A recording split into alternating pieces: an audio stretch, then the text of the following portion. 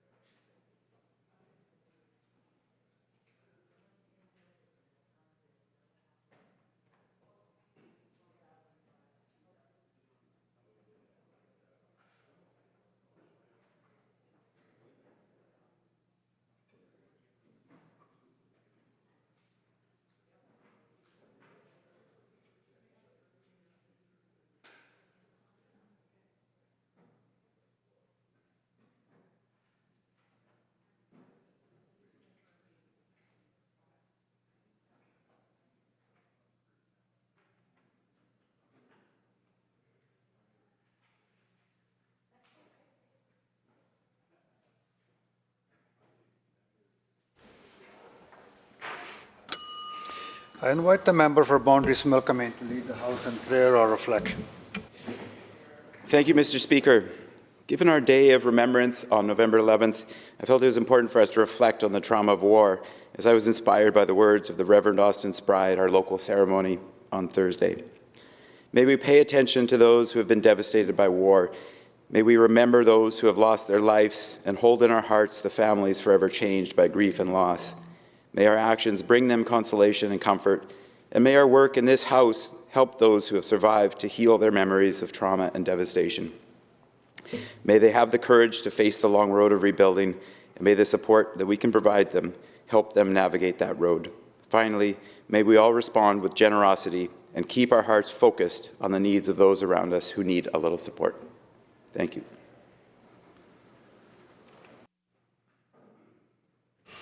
Introduction by members. Madam Clerk. Introduction of bills. Private members' time. Member for Cariboo Chilcotin.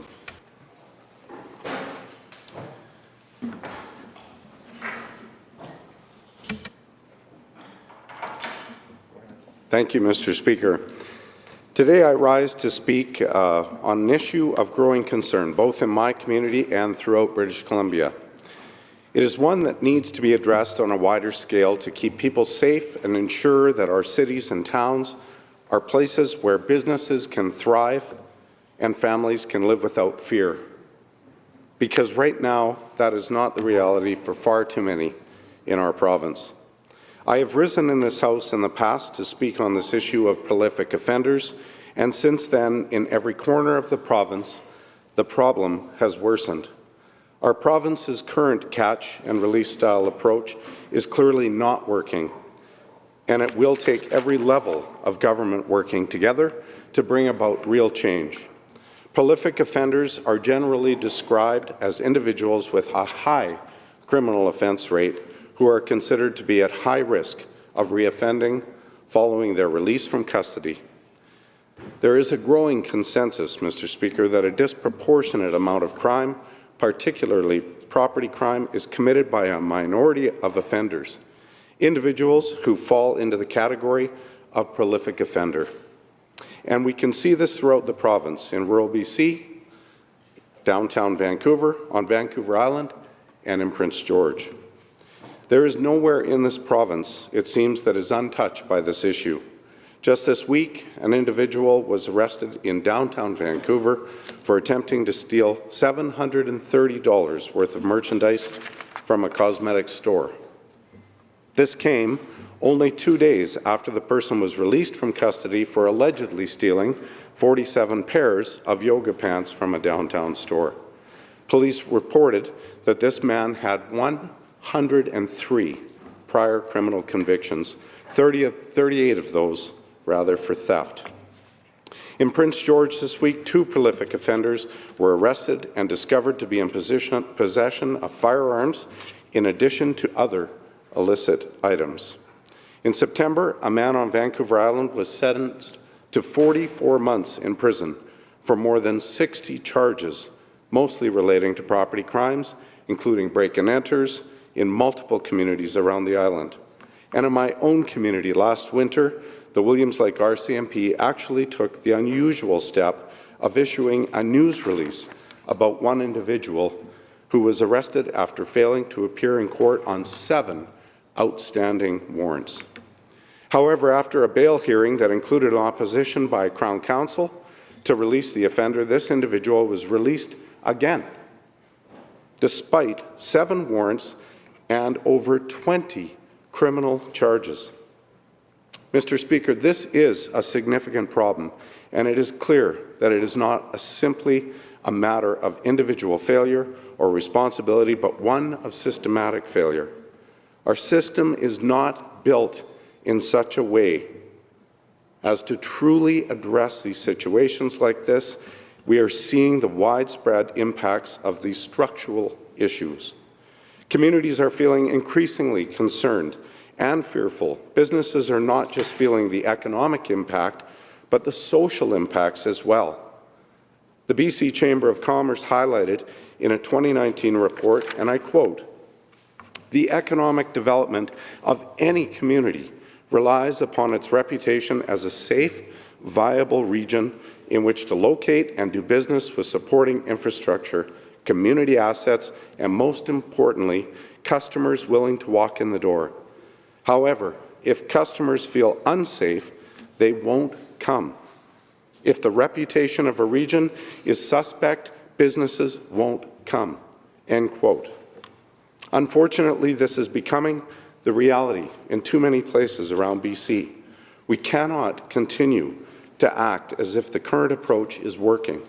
We cannot do the same thing over and over and expect that the result will be different. Results after the 2nd time, the 10th time, or the 100th time. We need to see action on this from every level of government. But, Mr. Speaker, it can start right here in this House and right here in this chamber. The Minister of Public Safety has himself noted to me that under the Police Act, it is his responsibility to ensure that an effective and adequate level of policing and law enforcement is maintained. Right now, I feel many of those police forces are stretched thin. The Minister has also noted that he is responsible for setting the goals, objectives, and priorities for law enforcement throughout the province, and I hope that he recognizes that solving this crisis needs to be a priority. At the same time, we also know that this is not something that can be solved by policing alone. We need to take a closer look and examine the other gaps in our system that are contributing to this issue, Mr. Speaker. This will mean making better targeted investments in mental health and addiction supports, making sure that people have the help they need to get well. We also need to work to ensure that when people are released from custody, they are set on a path of success, rather than left on our streets with no support and nowhere to run. There is so much that we can do. In my communities in the Cariboo, here on Vancouver Island, and in every corner of this province, right now we are failing our communities. We are failing our businesses, and we are failing individuals who need far better supports. I hope that we can work together to address this issue and create safer, better supported communities throughout this province. I very much look forward to hearing from the member opposite about how the government will make progress on this goal. Thank you, Mr. Speaker.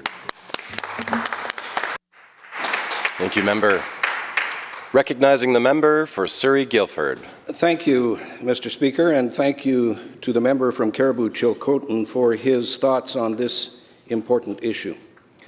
This government believes that residents in the Cariboo Chilcotin area, and indeed in every area of our province, must be protected from dangerous repeat offenders, what the member opposite refers to as prolific offenders.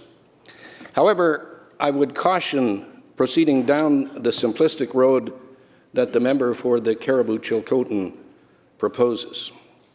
Quite simply, the approach by this member is simplistic and out of touch with the large body of evidence suggesting that focusing on the underlying causes of crime as opposed to over-incarceration is a more effective deterrent against crime and a much better use of public funds. This government acknowledges that the residents of the member and other ridings have observed increased violence and other criminal events not usually seen in some areas of the province. But, Mr. Speaker, these are not recent nor new occurrences. They are, I submit, the result of decades of government policies that have neglected the social safety net for vulnerable British Columbians and made these communities more vulnerable to the problems that accompany drug and other addictions. This government recognizes that while there are individuals for whom detention is warranted, there are a large number of persons who find themselves entangled in the criminal justice system for reasons related to mental health, addictions, homelessness, job training, lack of access to education, and systemic overrepresentation in the criminal justice system. Mr. Speaker, I submit that rather than focusing energy on the incarceration of individuals, this government that asks that the member for Cariboo Chilcotin abandoned the failed policies of the past and acknowledge what many justice partners in North America are discovering. A path towards enlightenment and healing is preferable to perpetuating the social harms that have befallen so many in our communities. This government, I submit, Mr. Speaker, is simply not interested in throwing simplistic solutions at complex problems. This government welcomes a dialogue with the communities of the Cariboo Chilcotin and indeed all across the province on what community resources are needed to assist the fine residents of his and every other community. What is needed in moments such as these is public education and eradication into the underlying problems that can impact our lives and the lives of our neighbours, not by instilling fear and uncertainty. I have every confidence that the good people of Cariboo Chilcotin are wise enough to know the difference. Jurisdictions across North America, Europe, and Australia are recognizing that incarceration of accused persons as a tool of first resort is a proven failure. While I agree that individuals who pose a threat to public safety should be detained or released under strict conditions, we as a society have to think hard about whether we wish to continue to spend public funds on a system that does not lift people up, but rather, I submit, keeps them down. The evolution of the criminal law in Canada through federal legislation and recent decisions of the Supreme Court of Canada reflect a recognition of the need to exercise restraint. It must be noted that the province does not enact criminal laws and indeed is bound to abide by federal criminal legislation. While acknowledging that public safety must be upheld, that has been tempered by an approach that reflects a principle of restraint so as to avoid the over-incarceration of individuals, particularly of those from disadvantaged communities, and avoiding prosecution of minor administrative breaches where there are more alternatives to prosecution. I am proud of this government and that it has supported progressive initiatives in the administration of justice, and it should be noted that tremendous gains have been made in the management of bail over the last 3 years. Access to justice for individuals across British Columbia has been increased by expanding bail services over weekends and statutory holidays. Since the beginning of the pandemic, weekday bail in the provincial court has been running virtually, enabling persons from more remote communities without courthouses to access the services of Crown Counsel and Legal Aid Duty Counsel. Catch and release may be a phrase that the Cariboo Chilcotin member thinks is an appropriate description of his view of the criminal justice system. But it is important that the rule of law be paramount for all British Columbians. Thank you. Please.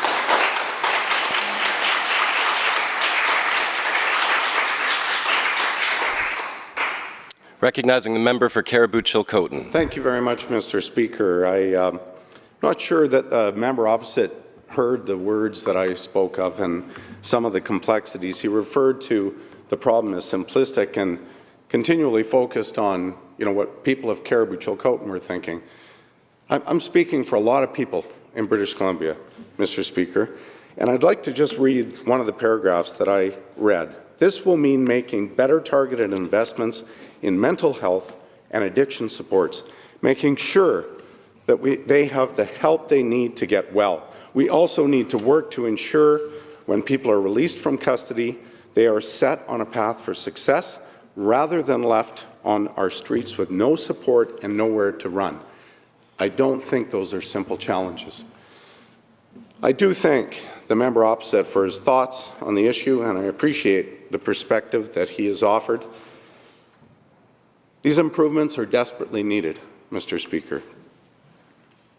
Members of my community are tired. They are tired of living in fear. They are tired of damage to their property, to businesses, and the threat of break-ins to homes and vehicles. And I know the same is being felt in Vancouver, in Victoria, in Prince George, and so many other places. This is such a central area of concern that the Union of BC Municipalities recently passed a resolution on the topic. The resolution called on the UBCM to petition the provincial and federal governments to enact criminal justice system changes for stricter penalties to ensure adequate incarceration of prolific criminals, including consistent use of electronic monitoring when released on conditions. It is obvious that this is an issue felt by very many municipalities and that the resolution is a positive step. But we also know that the measures outlined in the resolution need to come with other systemic changes, with better investments in mental health, social supports, to make sure that people do not commit further crimes, not just because they can't as a result of enhanced policing and surveillance, but because they don't want to. They don't feel they need to. This is a topic of great personal importance to me and one that I hope becomes greater priority for this government. Thank you very much, Mr. Speaker, for the opportunity to raise this very critical issue and a very complex issue.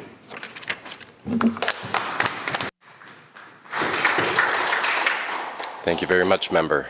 It should be noted that the order of today's statements have been changed at the agreement of the party whips and the party house leaders, just in case anyone wondered. Recognizing the member for Nelson Creston. Thank you, Honourable Speaker. The heat was oppressive, but the smoke was worse. As I drove my Subaru down the summit of the pass, a sense of panic welled up inside me. We had experienced smoky summers before, but I had never seen anything this bad. It was impacting people's physical and mental health, including my own. A Nelson-based doctor has captured the world's attention by likely being the first physician to diagnose a patient with climate change. Dr. Kyle Merritt gave the controversial diagnosis over the summer, saying the symptoms of a patient in her 70s he was seeing was all tied back to one thing: Those effects included heat stroke, dehydration, and breathing issues. As he treated the patient, he started thinking about the underlying issues. He ultimately diagnosed her with climate change. The heat dome also impacted crop production. A few weeks later, we would learn that 80% of the Lapin cherries in the Creston Valley were lost. This summer, thousands of residents on the East Shore, up the valley, and across the province were on evacuation alert or order due to forest fires. We lost most of the buildings in the community of Lytton. Residents in the community of South Canyon had no water this summer for weeks on end. When I attended the South Canyon Irrigation District community meeting, an elderly woman was explaining to me how her neighbors were helping truck in water to her home, and she was having to use buckets to flush the toilet and clean. She was completely distraught. Yesterday, as my colleague and I were carpooling, traveling from our homes in the Kootenays to Victoria, we were shocked by the amount of rainfall. We were rerouted due to the mudslides. En route, we received notification from a friend that they were trapped between two mudslides. They were forced to stay in their vehicle overnight. We woke up to the news of rescue efforts of people trapped in their vehicles due to debris flows. Highways are closed due to mudslides across the province, and residents have been evacuated due to floods. A decade ago, we were still discussing the impacts of climate change as if they were something we were going to experience in the distant future. We are experiencing the impacts of climate change now, at this very moment, but also year after year and season after season in every community. I would like to thank all the search and rescue officials, first responders, frontline workers, and community members for their ongoing efforts. People in my community are not only concerned about climate change, they are terrified, and so are young people.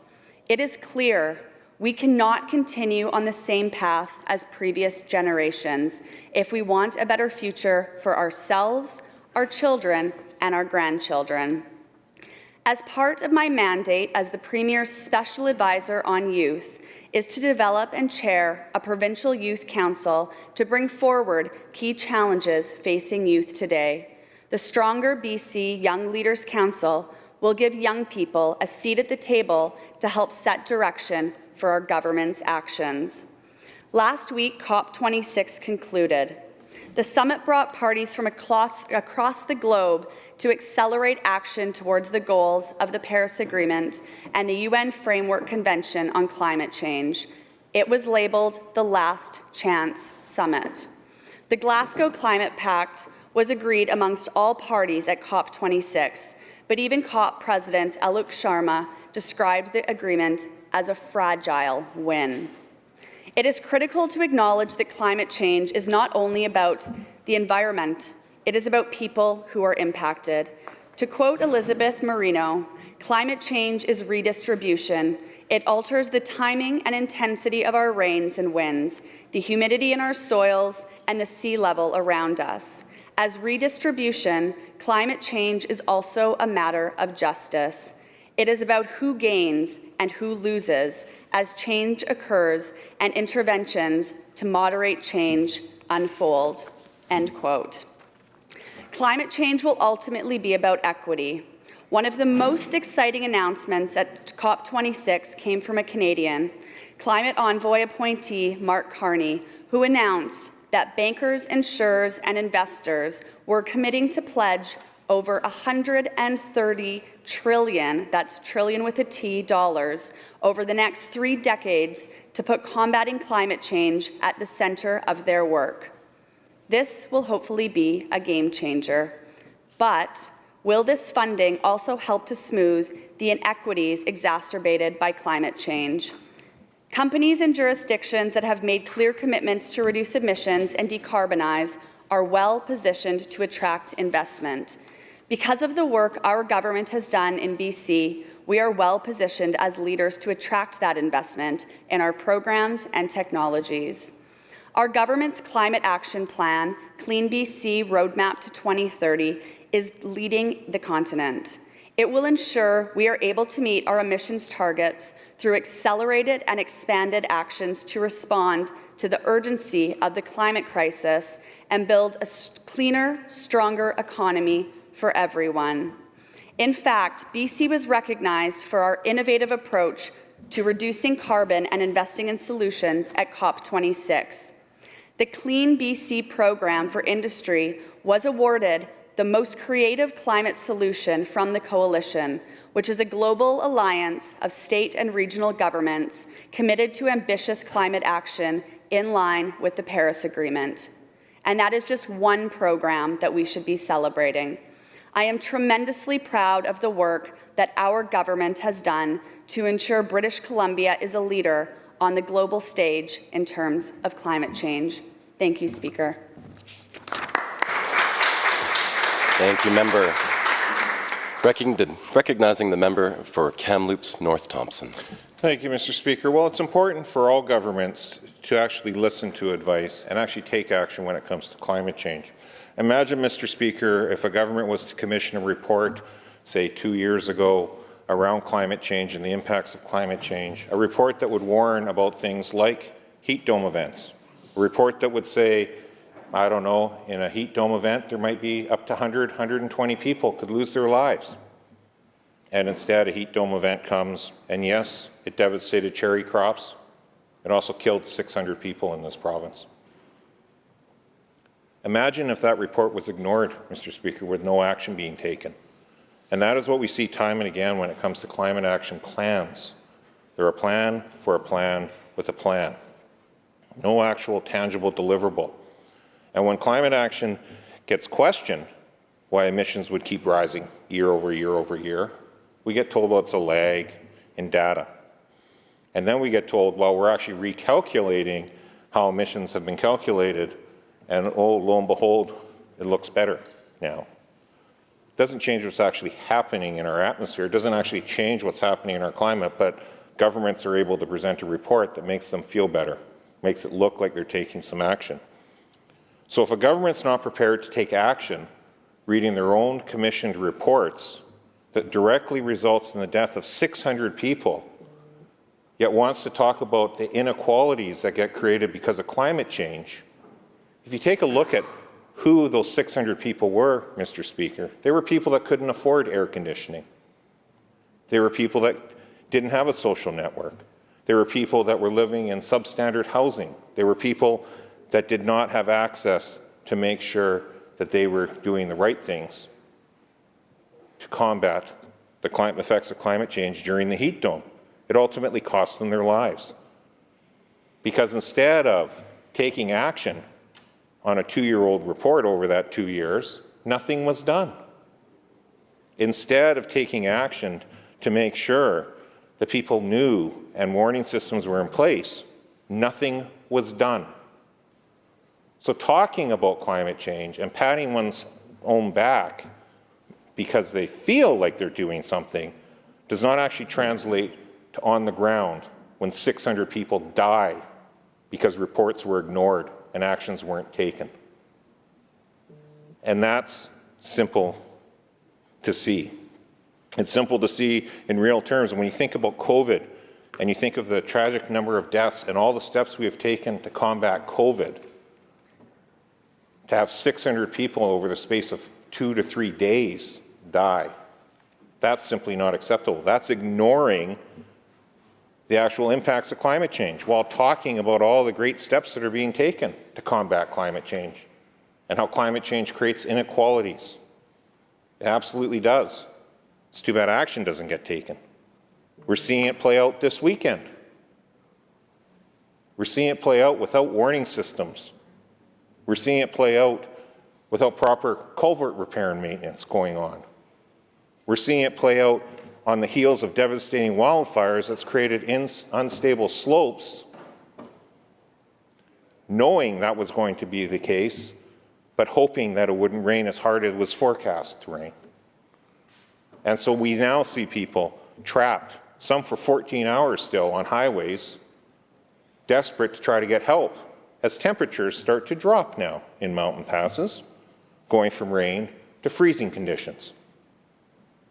with people surrounded by wet surroundings, feeling colder and colder and colder. But we can talk at length about COP26 and an award handed out for a theoretical plan, or we could actually acknowledge the amount of reports and recommendations that have been brought forward over the years and zero action taken. And the results speak for themselves. Zero action. 600 people dead in a heat dome event. Could have been preventable. In fact, Washington State and Oregon, I'll probably mix up the two death rates, Mr. Speaker. Same heat dome event, 90 people died and 95 people died in those two states.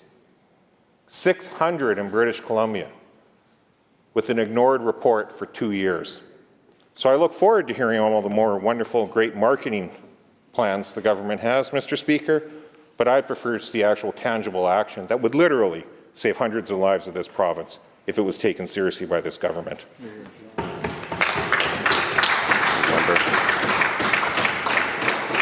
Member for Nelson Creston.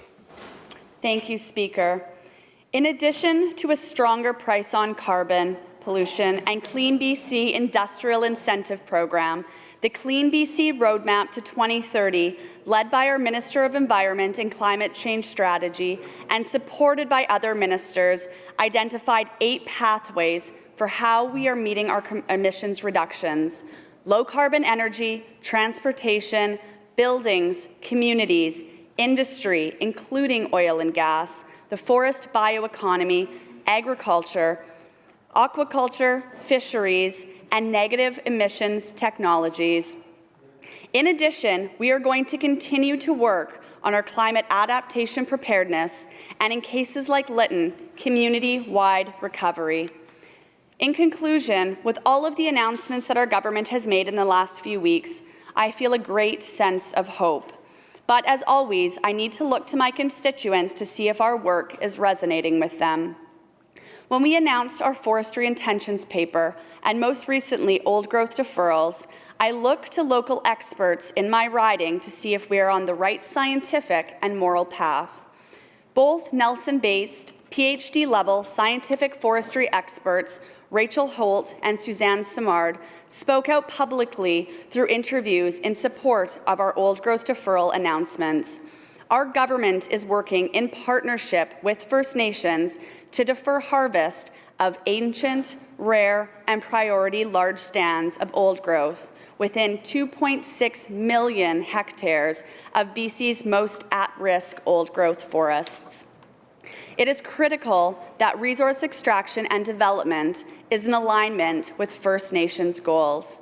I would like to point to another step forward that our government made in the last few weeks by finally putting legislative powers in place to dissolve the resort municipality of Jumbo, a proposed development that was opposed by local First Nations and the community. This ended the 30-year-long effort to ensure that Katmuk in the central Purcell Mountains remain protected for future generations as an Indigenous protected and conserved area overseen by the Tanaha. Finally, on Friday, I was able to speak with a young person in my community that is passionate about climate change, old growth, and reconciliation. Going to this meeting, I was unsure how this young person, who had spent time protesting, would feel about our announcements of the old growth deferrals. He enthusiastically thanked me for the fact that our government is listening to scientists, a sentiment that I was able to pass along to the minister on our ride yesterday from the Kootenays to Victoria. We know reducing our GHG emissions and adaptation preparedness is critically important as we focus on supporting people and ensuring an equitable society for all British Columbians today and into the future. Thank you, Speaker. Thank you, Member. Thank you, Member. Recognizing the member for Peace River North. Thank you, Honourable Speaker, and my one colleague behind me for... All right, there they all are. Thanks, Honourable Speaker. I'm pleased to stand here today and talk about supports for BC businesses. We are all aware of, and I cannot imagine what the last 20 months must have been like for businesses in our communities as they've navigated the uncertainty of the pandemic and the economic upheavals that it has brought with it.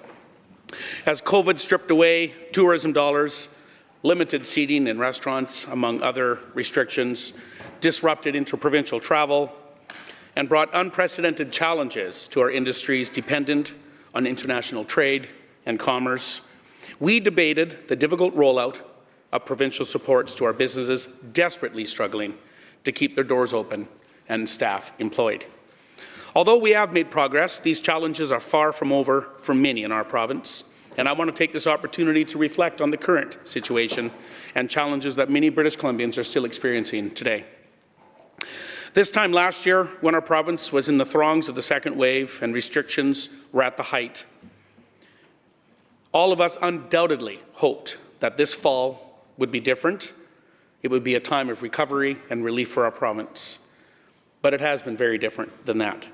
Last fall, before the vaccine was available, all communities across the province faced similar challenges, and the same level of restrictions were put in place to help mitigate the spread of COVID. But the situation is much different today. Throughout the Lower Mainland and on Vancouver Island, businesses are beginning to find some solace and are seeing a slow and gradual return to some normalcy. But this, Honourable Speaker, is not the case for every community across British Columbia. In the Northern Health region, businesses continue to face a fresh round of circuit breaker restrictions, but can no longer depend on the original supports and grants that were put in place throughout the province when the original circuit breaker restrictions were announced.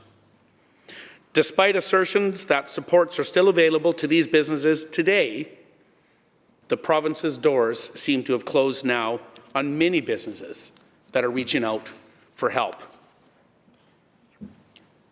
For instance, the circuit breaker grant closed June 4th. The Small Business Recovery Grant closed July 2nd. And the Launch Online Grant ended September 30th. And although there is a digital boot camp available for small businesses, this will do little to provide immediate relief that the businesses desperately need today. Prior to the availability of the vaccine, COVID impacted every single business in every community at the same time, and our health response and resulting supports for businesses at that time were as universal as the pandemic itself was. But now that there is a more regionalized response, which is what we're seeing, in place to address the situation in each individual health authority, so too should the economic supports be regionalized. It's that simple, Honourable Speaker. It's not enough to assume that because supports were once available that these businesses now have the runway to stay afloat, because that is not the reality that we're facing today. That is certainly not the reality that we are hearing in the north and communities throughout the interior. Even in regions of our province where businesses are experiencing reduced restrictions, many are still barely managing to stay afloat as they continue to face labour shortages and reduced revenue. And in regions where the restrictions are even worse, this new wave of circuit breaker measures without supports could be the final nail in the coffin for many of our businesses, on top of the ones that have already closed, Mr. Speaker. One business owner in Fort St. John told me recently, and I'll quote, "It will only be a matter of time before businesses like ours close its doors due to bankruptcy or ownership exhaustion," end quote. Ownership exhaustion. Working around the clock, remortgaging homes, on top of just the sheer stress of being a business owner, trying to imagine what tomorrow might bring. Ownership exhaustion. That same owner told me they've never had to lay off staff before the pandemic, but they are now looking at having to do it for a third time in the last couple of years. It's not enough to tell these businesses that the province will be monitoring the situation. What are we waiting for? You can ask any MLA in our health region, and they can provide you with hundreds of examples of businesses that have made it very clear that the time for waiting and monitoring is over. The need for support is imminent.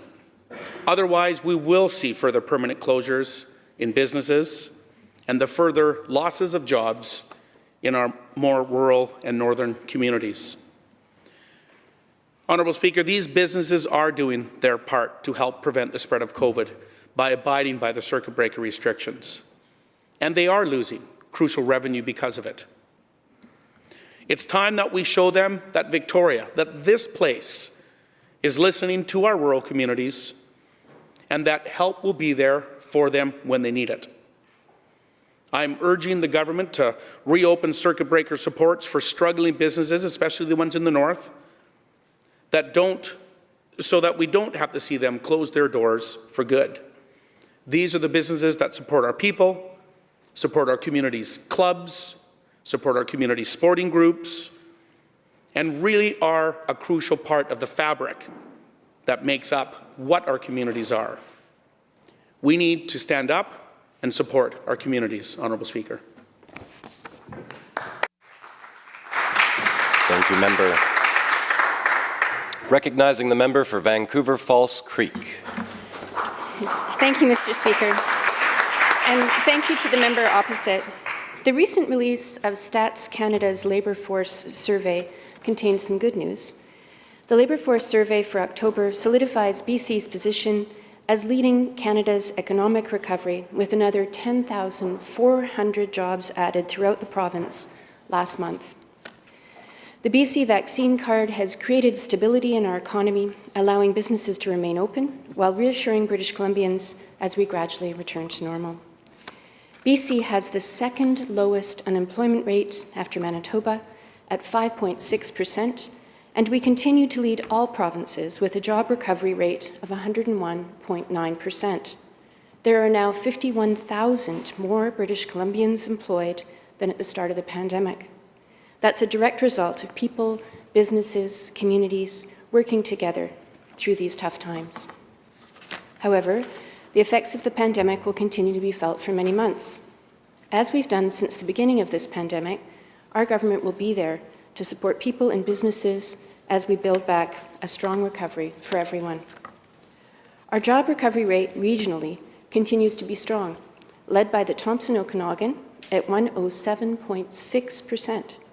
Other notable job recovery rates are Prince George at 107.1%, Vancouver Island 105.8%, Cariboo 105%, Kootenays at 100.3%, and Lower Mainland at 100.9%, Vancouver 101.4%, and North Coast Nechako at 100%.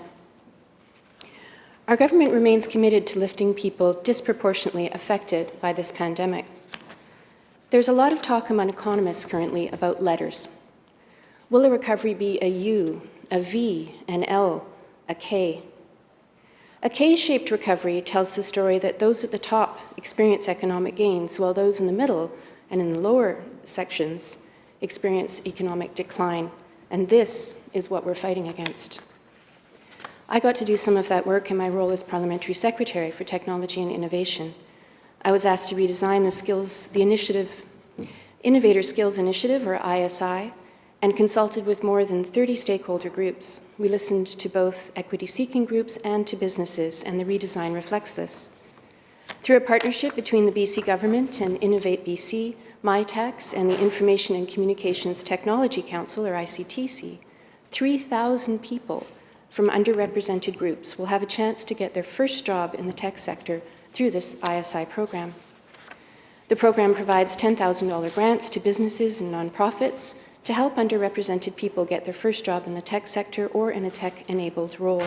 And the program also helps businesses and nonprofits facing skills shortages to grow and expand. As in years prior, the program supports businesses to hire students for paid internships and co-op roles.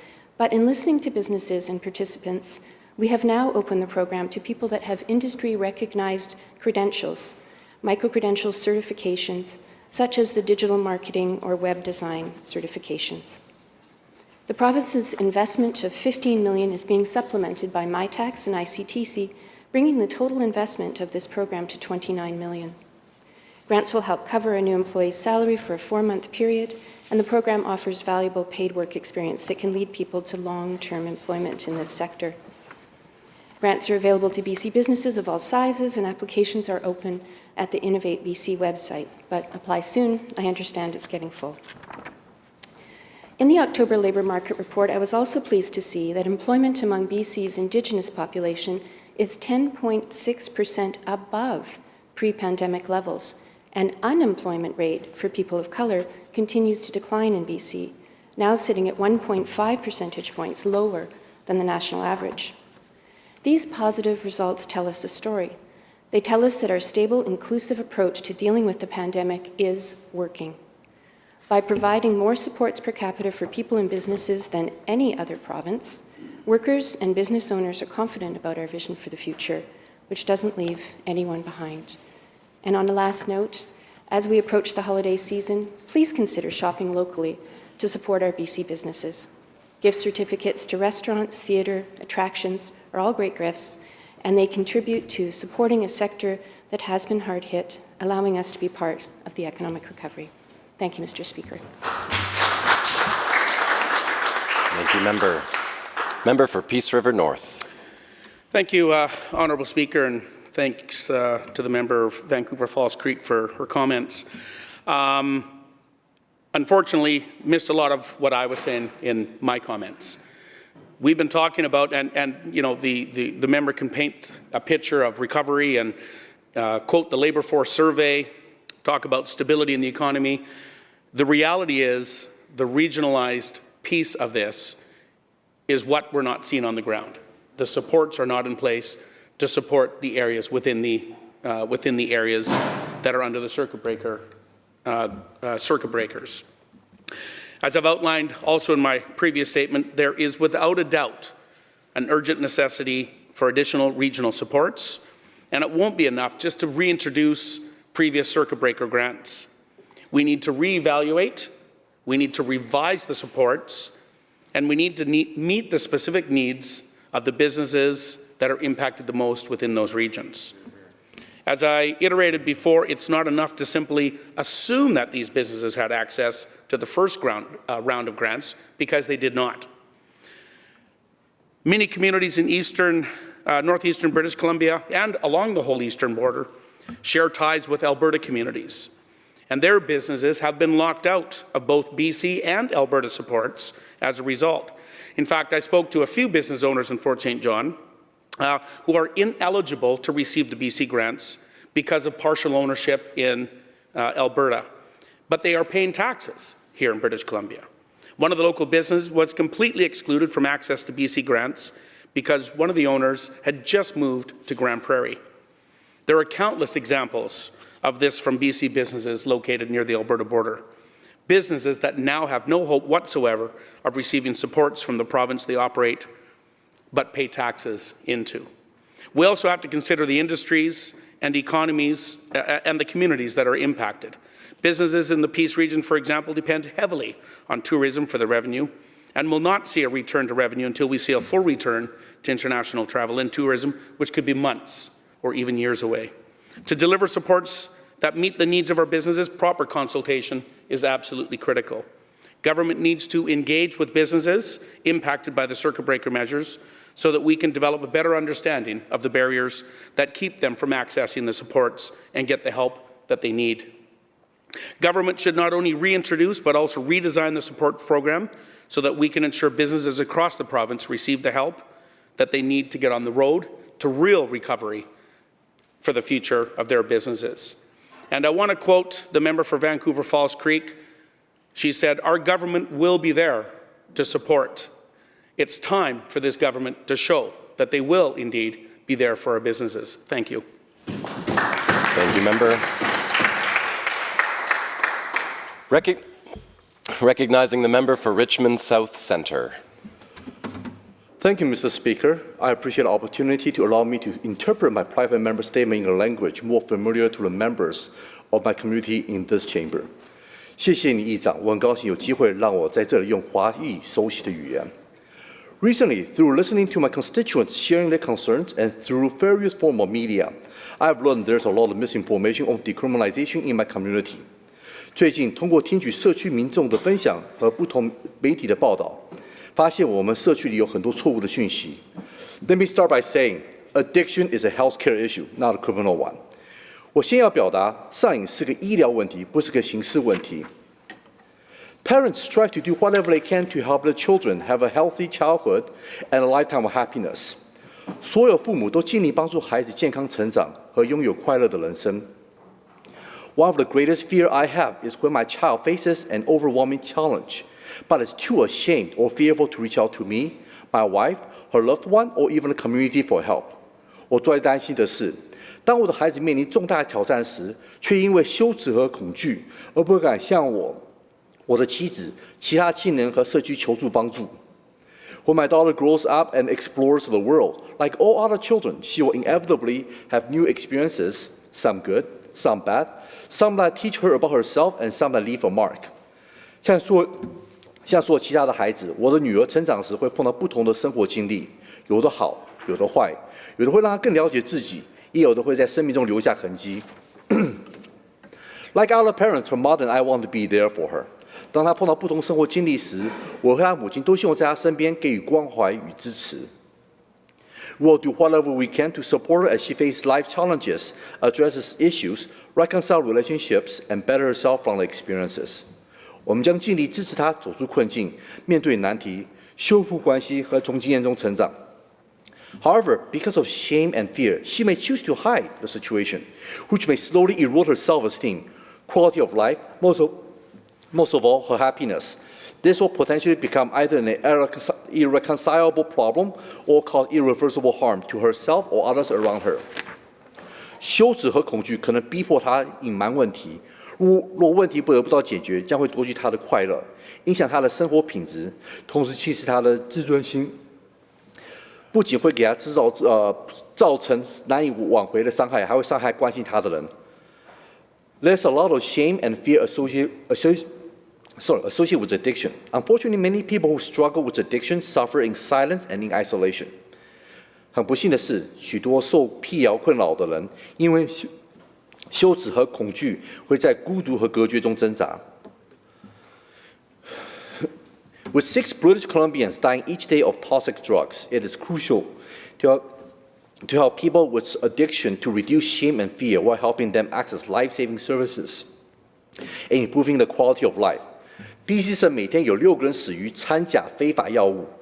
最重要是帮助受癖瘾困扰的人减少羞耻和恐惧，及时获得医疗急救和改变生活的服务。Sorry. That's why our government is committed to helping the vulnerable members of our community, having access to, my apology about that, to support their needs. This is the reason why our provincial government is applying to the federal government for an exception to Section 56 of the Controlled Drugs and Substance Act. 这就是为什么我们省政府致力协助弱势群体或需要的协助。这就是政府正在申请管制药物及物资法56条豁免的原因。My apology about that, Mr. Speaker. Decriminalization helps our government focus on prevention, harm reduction, and help people with addictions to I'm sorry, Mr. Speaker. I'm not too sure what's going on with me. I apologize. That's okay. Yeah, take a deep breath. It'll be all right, member. Thank you. Thank you. Access supportive services. 非刑事化有助于我们政府专注于预防和减少伤害，并帮助受癖瘾困扰者获得协助。Around the world, where jurisdiction has established decriminalization, there's no increasing substance use at a population level. 在其他非刑事化的地区，非法药物使用并没有增加。We remain focused on preventing problematic substance use, minimizing harm for those who are using, and ensuring that people with addictions have access to treatment and recovery options. 我们在加强预防非法药物使用及降低非法药物对大众的伤害，并保障癖瘾困扰者治疗和健康机会。I also want to emphasize that decriminalization is not legalization. 我想强调，非刑事化并不是合法化。Decriminalization is to remove criminal sanction for people who have small amount of drug for personal usage. 非刑事化是对藏有少量人用途非法药物者免除刑事处罚。Police will continue to focus on interdicting drug traffickers, organized crime, gang activity, and drug trafficking and other drug-related offenses will remain illegal. 警方将继续打击非法药贩和有组织犯罪，帮派活动、贩卖非法药物和其他行为仍是违法的。Illicit substance will still be illegal and not sold in stores. 非法药物还是不能合法在商店出售。Like all parents, I too want to minimize the chance for my daughter to develop an addiction. Like all parents in BC, I too want the best for my child. 我跟BC 省所有的父母一样，也希望减少我女儿上瘾的机会。我跟 BC 省所有父母也一样，也希望孩子拥有最好的未来。That is weird.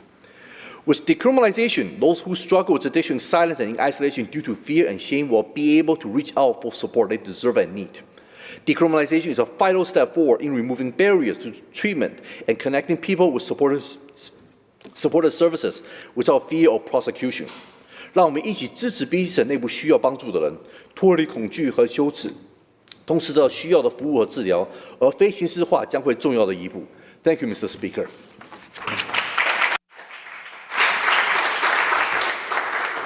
For members' information, the statement is provided in both Mandarin and English, and the member has assured the House that what was said in Mandarin is the same as what was said in English, so you all are aware. But if you would like a copy, of course, the members also made those available.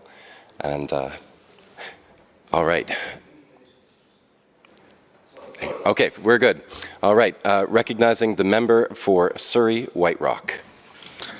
Thank you, Mr. Speaker, and I want to take this opportunity to thank the member from Richmond South Centre for his words, and he said something in both languages, which I applaud that he took the time to do in this House, and is that all parents want the best for their children. And I fundamentally agree with that. And I think one of the heartwarming things is actually I got the opportunity to speak with the member on the ferry when we first came over here last December. And he was going through something I had gone through 6 years earlier, was trying to calm a baby down on a rocking ferry. And he was doing laps, which I smiled at and brought back, I won't say good memories, but they were memories. So we share that together. I appreciate the opportunity to once again speak to the devastating overdose crisis that continues to plague our province. British Columbia's long-running public health emergency has taken over 1,500 lives in this year alone, a staggering 24% increase over the same period from last year. Month after month, hundreds of families across the province are forced to grieve the loss of loved ones who have fallen victim to this crisis. Mr. Speaker, it's incredibly disheartening that every month we continue to have to stand in this legislature and speak about rising overdose deaths.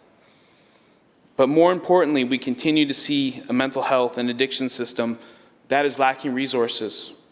And we do not have a comprehensive or funded enough to help actually end the cycle of addiction. Immediate action is needed to expand pathways to recovery so people can get the help they need when they need it.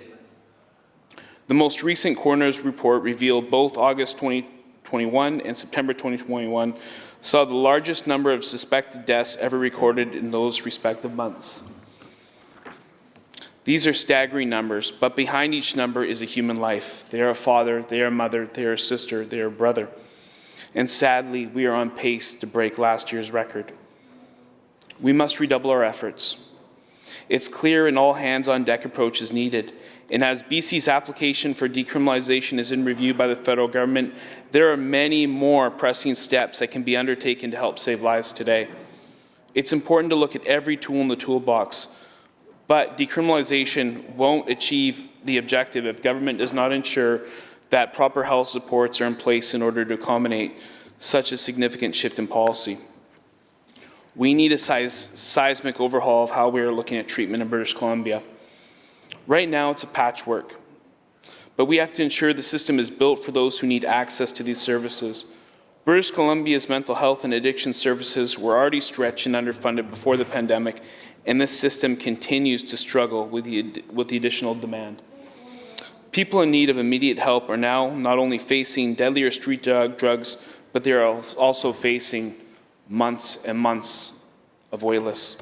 A lack of withdrawal management bed availability and unaffordable privately run services means that we remain in a crisis. We remain in a way where we cannot provide services for those who need it, for those who are struggling with addiction. All members of this House can agree that more needs to be done to ensure no one dies while on a wait list, but I have yet to see any evidence of that urgency.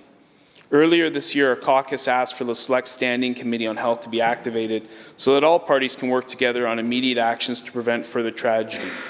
We've repeatedly talked during private members' time about a collaborative approach and the urgency the public health emergency needs, yet there continues to be a lack of action. This issue should not be about what side of the aisle the idea came from. It should be about taking every immediate step possible to save lives. Mr. Speaker, I do not want to have to continue standing here month after month talking about more lives lost to this deadly crisis. However, I will continue to push for greater supports in a system that ensures no one falls through the cracks until the day the public health crisis is declared over. Let's get to work, all hands on deck, to ensure that this becomes a reality and that we can actually save lives in this province. Thank you, Mr. Speaker. Thank you, Member. Member for Richmond South Centre. Thank you for Member Officer for your kind word and understanding. 我想感谢反对党的议员他们的关心的回复。We understand that decriminalization alone will not solve the illicit drug poisoning crisis. Our provincial government is also tackling the crisis from every angle. 我们知道非刑事化的公共医疗危机是其中处理方案之一。我们的省政府在从各种角度解决这个危机。We have announced $132 million for new treatment and recovery services across the province. BC is doubling the number of youth treatment beds as well as adding more than 100 adult treatment and recovery beds. 195 more treatment beds are coming through budget 2021. BC 省已宣布为新的治疗康复服务投入1亿3200万，已经将青少年治疗位数增加1倍，同时增加100多个成人治疗康复床位。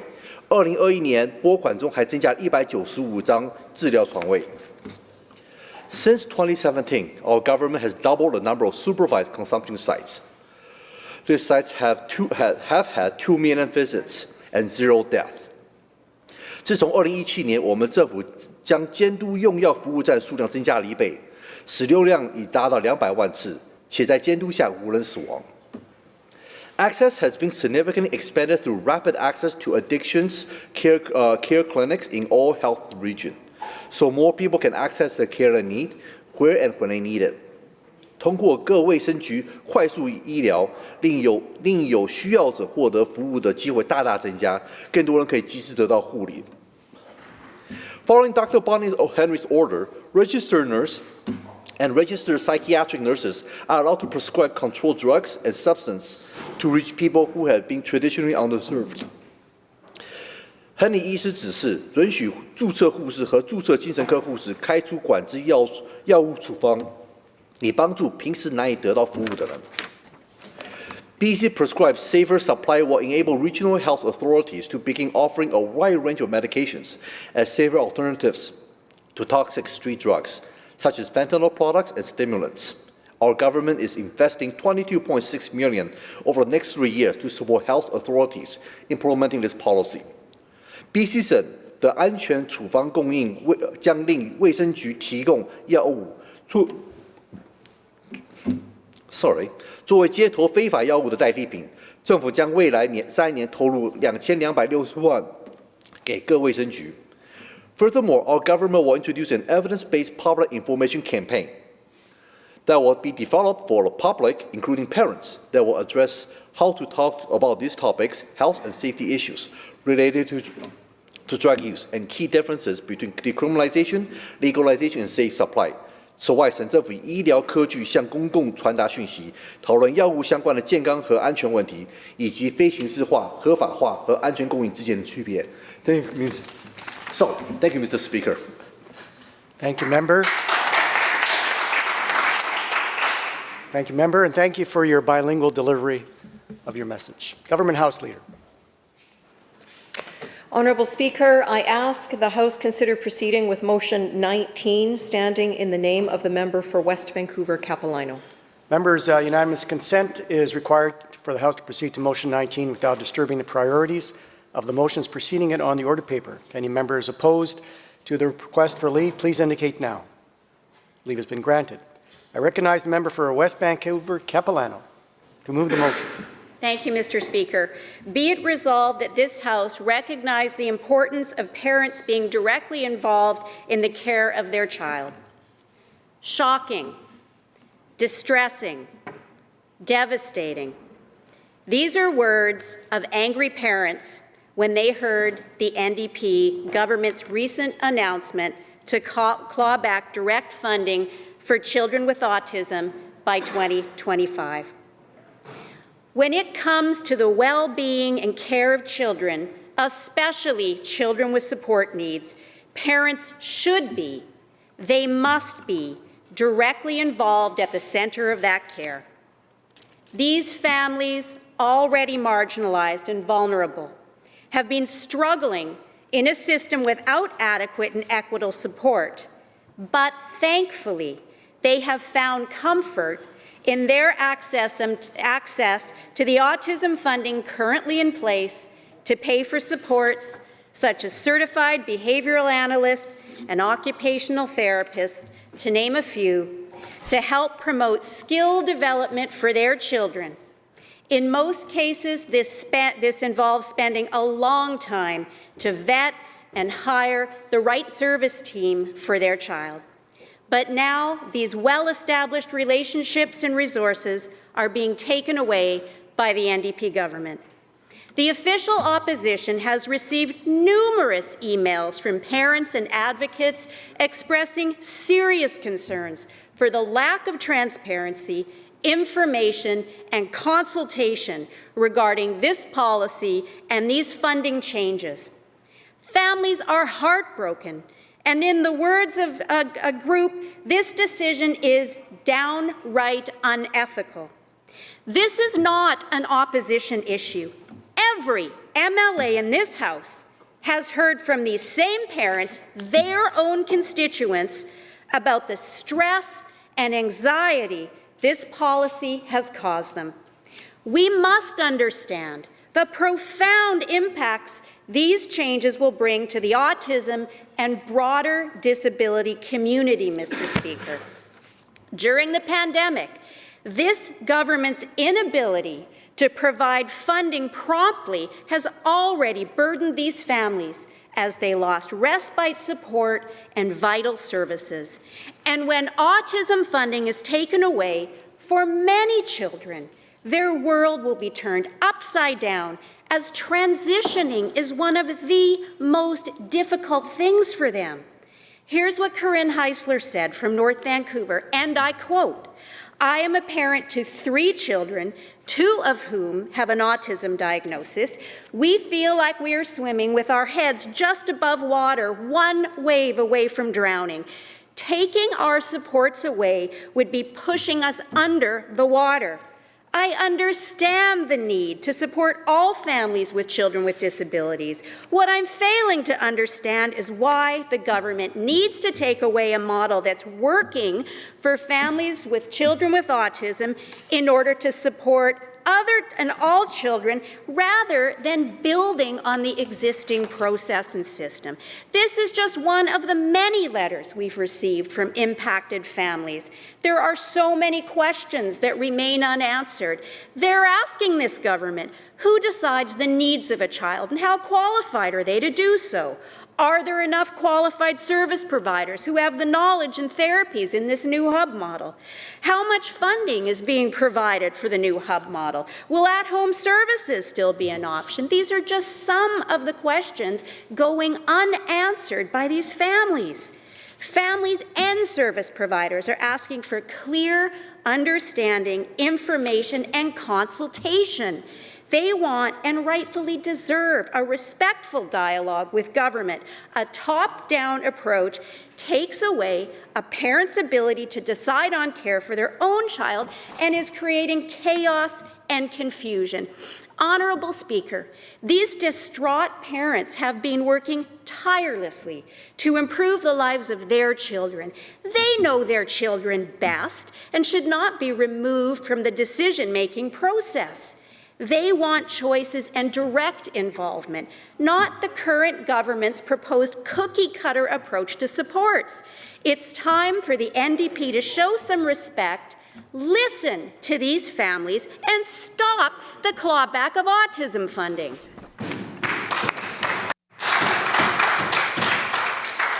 Thank you, member. Recognizing Chilliwack-Kent.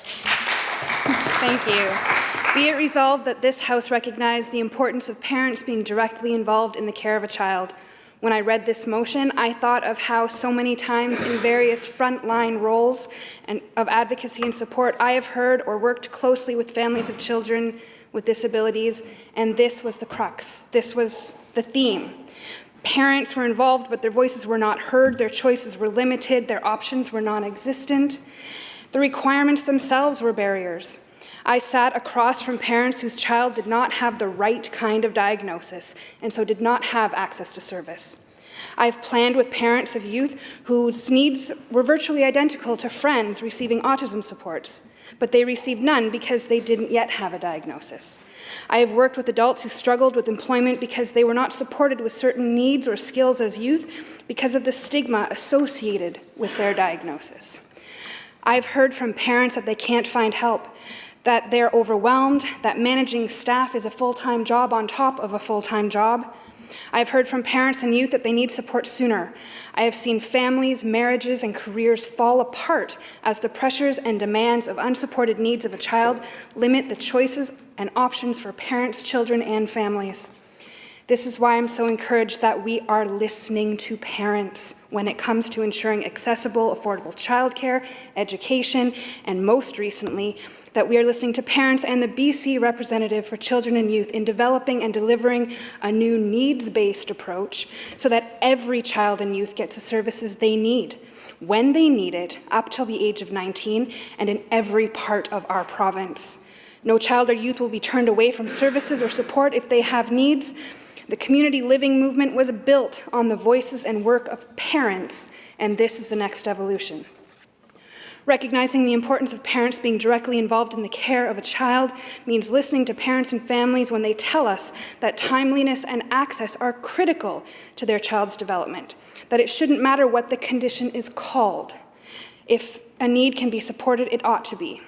That children and youth and their families deserve a wraparound system that will meet them where they are and not require parents to become accountants, employers, subcontractors, recruiters, or even be forced to run their own businesses in order to support their children. That parents shouldn't have to be scared of not being able to access services based on where they live or the name of a diagnosis.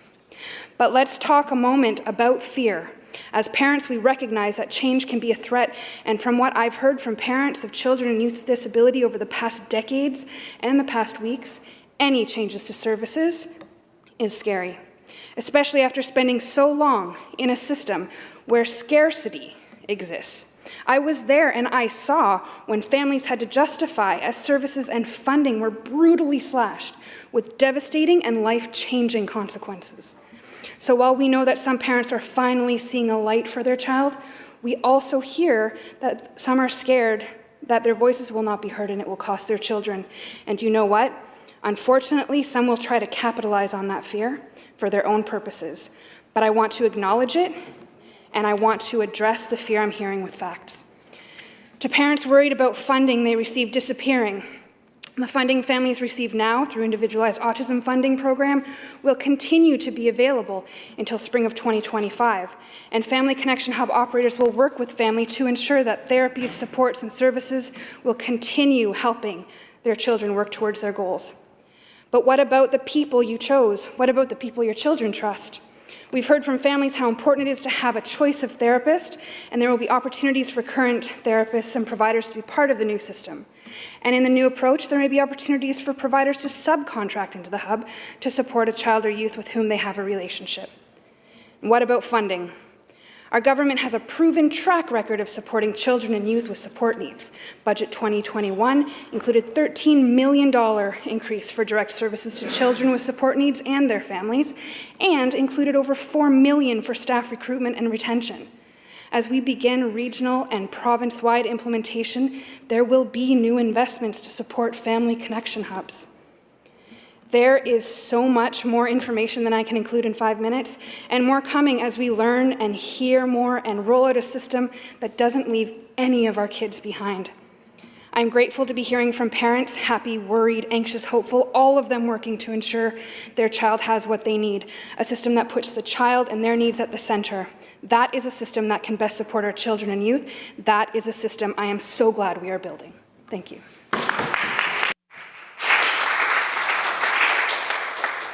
Thank you, member. Recognizing Fraser Nicola.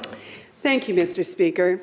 I'm pleased to stand and speak on the motion, be it resolved that this House recognize the importance of parents being directly involved in the care of a child.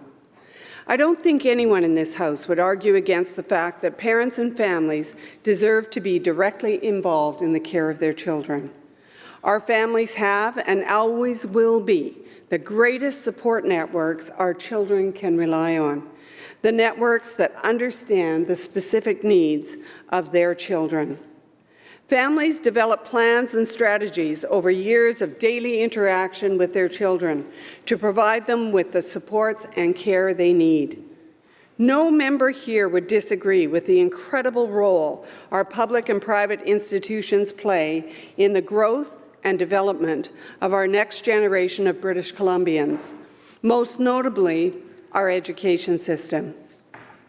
BC is blessed to have one of the strongest education systems in the world, supported by the tens of thousands of teachers and support staff who have dedicated their professional lives to providing our children with the best possible education and care.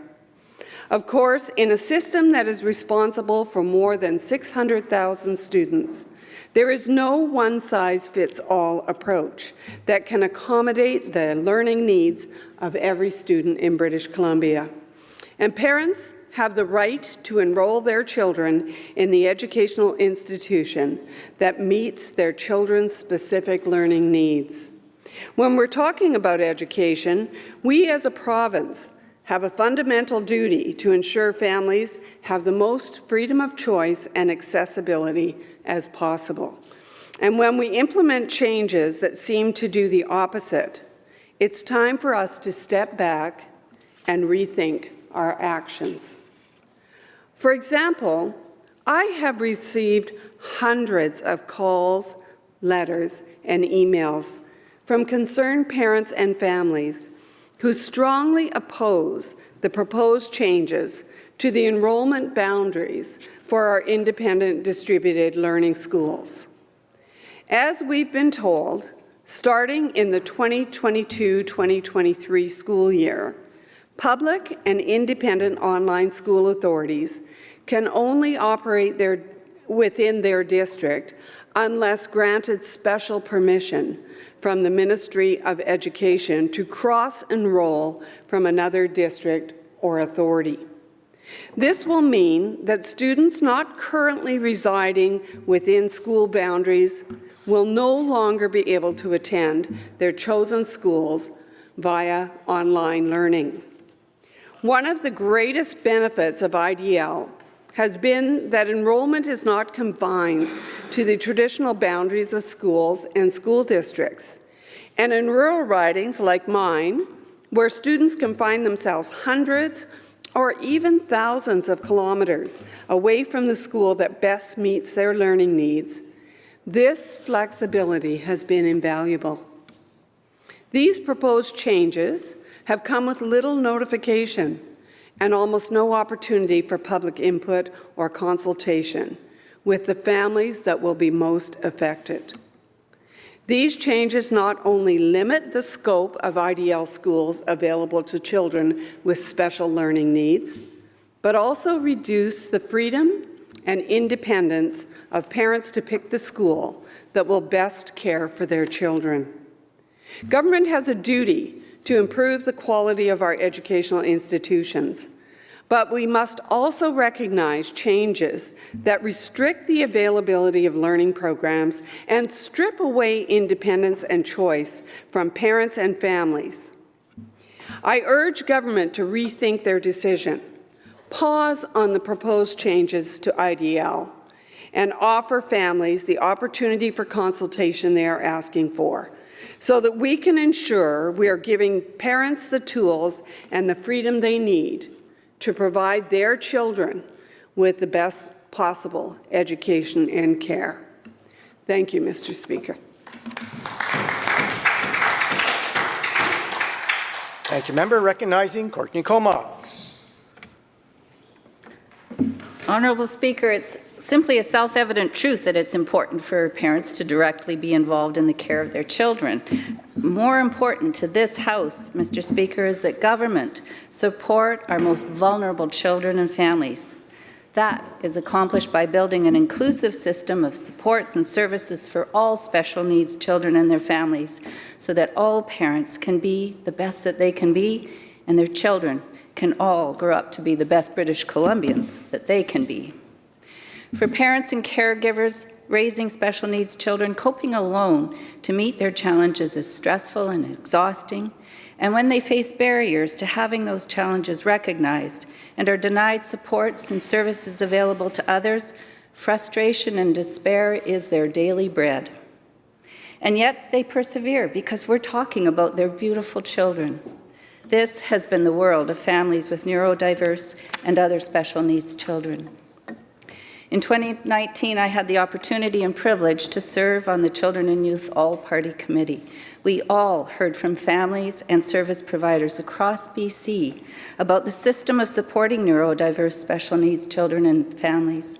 From Terrace to Fort St. John, from Prince George to Castlegar, across the island and the Lower Mainland, it did not matter where we were. The challenges and gaps, the failures and the unmet need cried out for change after the previous government had turned a blind eye.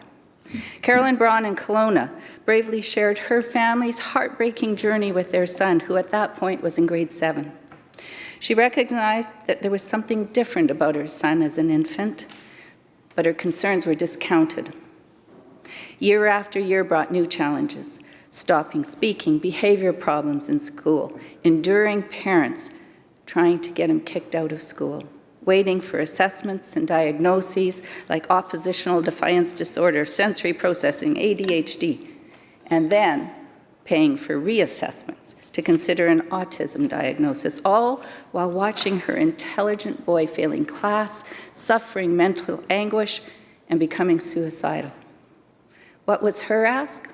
Ms. Braun said, at the school and within our community, if we had a collaborative program set up where we could all sit down as a group, pediatricians, teachers, behavior interventionists, child psychiatrists, and us as parents, we could work together to find the best solutions for the individual child. I think that would be the best approach. In Surrey, Tina Patterson, with a clever, creative son who has autism spectrum disorder, described the assessment process and getting support services, quote, an uphill battle that no family should have to face when trying to support one's child.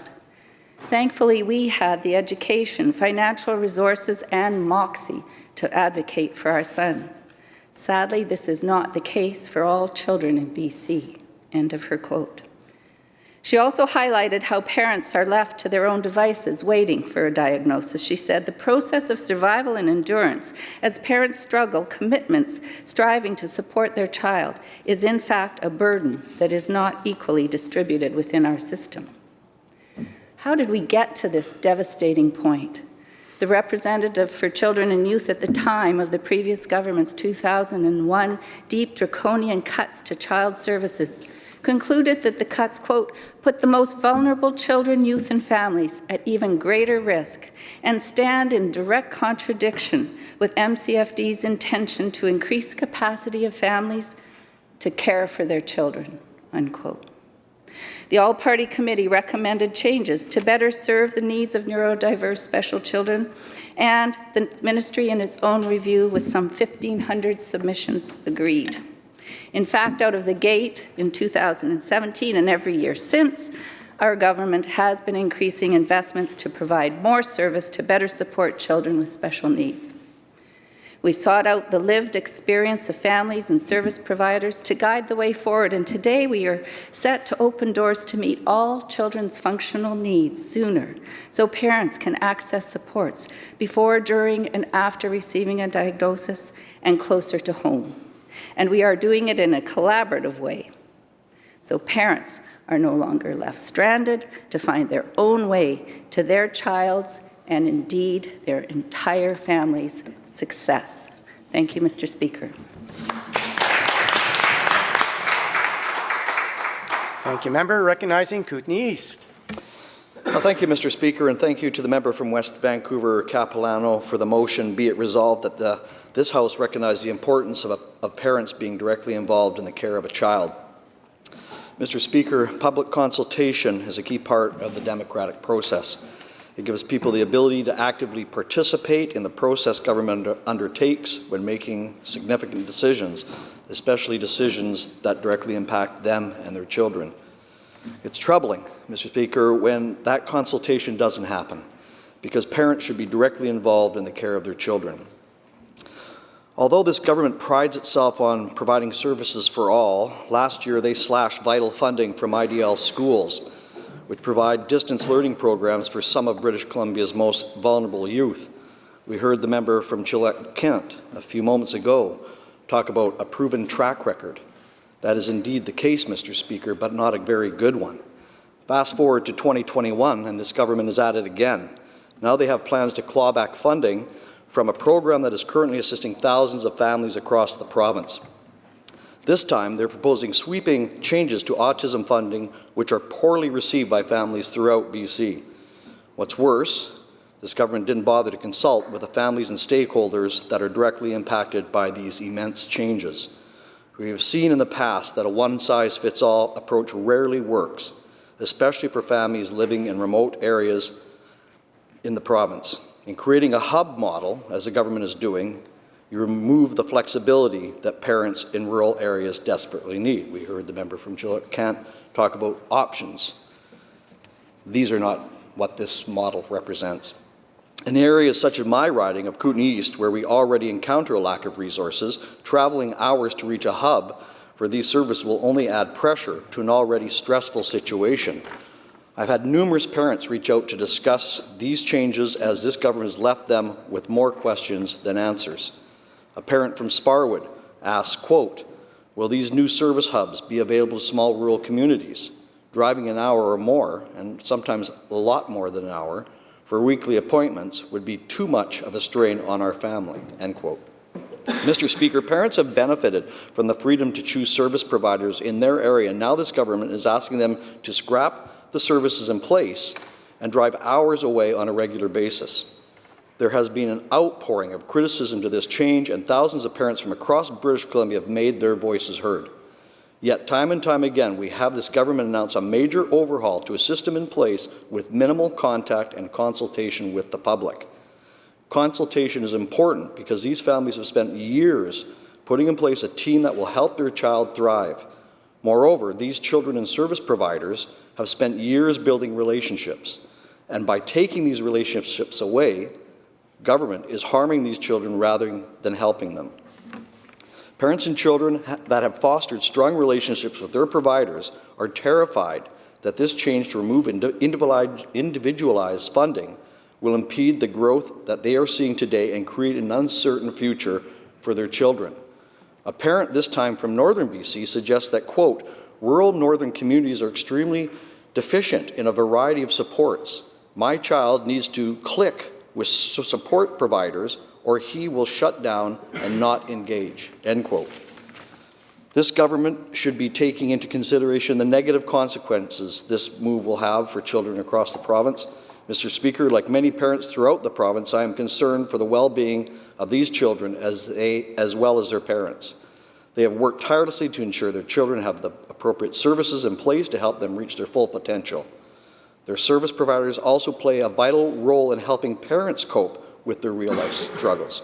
A parent from the Interior writes, quote, "My service provider not only provides trusted therapies for my kids, my service provider also supports me, the parent, as I navigate parenting children with special needs," end quote. Mr. Speaker, when will this government understand that their one-size-fits-all hub model will cause significant issues for children with support needs and negatively affect the parents that work so hard to ensure their children's needs are met? Mr. Speaker, for example, one parent from my constituency in Elkford has 4 children across the autism spectrum, and for her to load up the car on a snowy winter day with her 4 beautiful children and drive a couple hours one way to a hub center is not only dangerous and impractical, but is downright disrespectful. Clearly, Mr. Speaker, this decision needs to be reversed quickly. Thank you. Thank you, member. Recognizing the member for Langley. Thank you, Mr. Speaker. And I'm honored to stand today in the House and rise to speak to this motion that the House recognizes the importance of parents being directly involved in the care of a child. And we've heard a lot about that today, but I just want to start by saying that nobody knows their parent or their children like parents. And to be a parent in today's world is so complicated. Parents are so cross-pressured. And this is something I didn't really understand until I had my own kids, which is that being a parent is a full-time job on top of everything else that you have to do. You have to be a jack of all trades now to parent kids.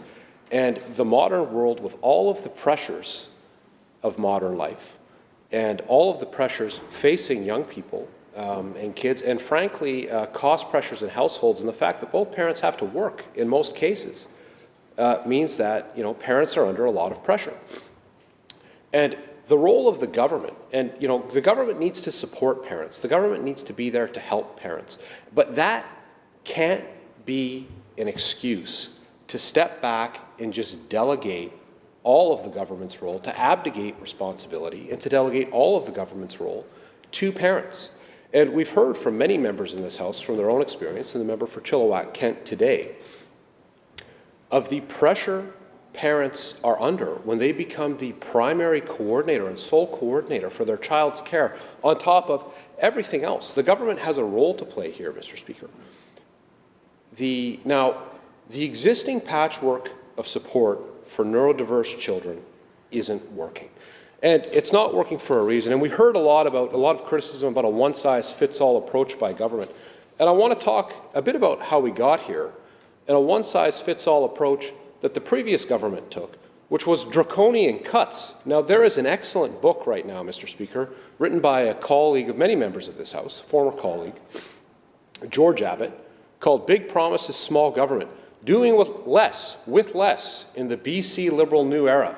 And it's an excellent roadmap into how not to govern and how to get to where we are.